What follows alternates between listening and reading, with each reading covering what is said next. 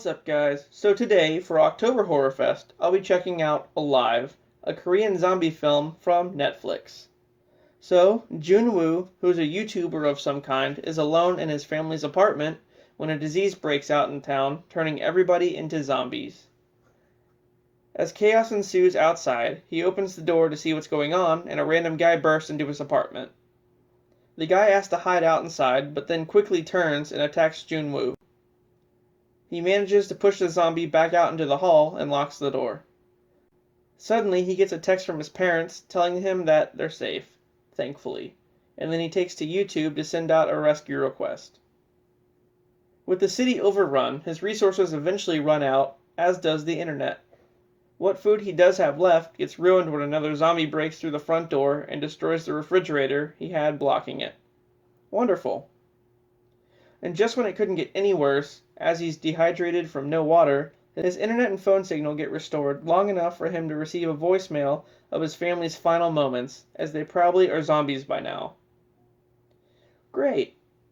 And with this news, he tries to kill himself, but gets interrupted when Yu Ben, a survivor living in the building across the street, shines a laser pointer at him. They set up a zip line and she sends him more food. And then, she's nearly killed when a firefighter zombie scales the building and almost gets into her apartment. Before the zombie can, Yu Ben cuts his hands off and he falls off the balcony. After that, he sends a walkie over to her so they can communicate, and then Yu Ben knocks over a shelf, alerting a shit ton more zombies to her front door.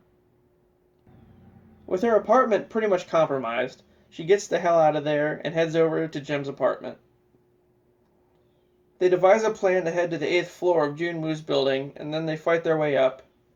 On the way up, they're rescued by a random survivor who's offering food and water. And then all of a sudden, Junwoo passes out, as the survivor actually drugged him. Well, that's not sketchy at all. The survivor then locks Yu Ben in a bedroom with his zombified wife. He opens the door to check on them, and is attacked and bitten. Ha-ha! Karma, bitch. Yu Ben finds a gun and shoots them both, and then a helicopter passes by. The two of them then rush to the roof, chased by all the zombies that the gunshots attracted. And as they're about to get swarmed, the horde is taken out by a huge gun on the helicopter, and they're rescued. As the film comes to a close, a voiceover explains that wireless networks have all been restored in the area, and that the military has been rescuing people based off their social media posts. The end.